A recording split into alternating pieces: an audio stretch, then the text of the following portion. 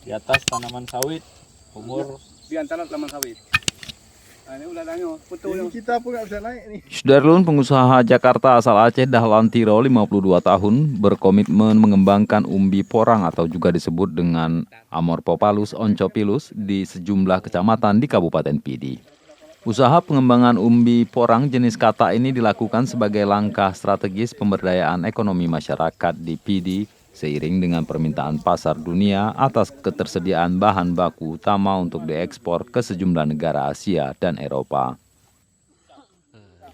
Menurut putra kelahiran Gampung Lo Iguh, Kecamatan Tiro Pidi yang kini menetap di Sentul City Bogor, Jawa Barat, pihaknya telah melirik sejumlah area lahan.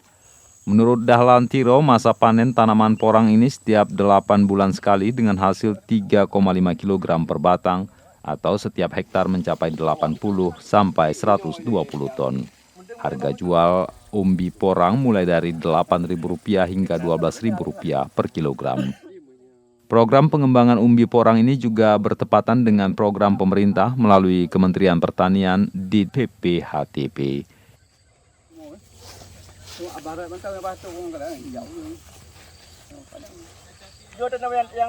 kurma lagi Oji. Ya.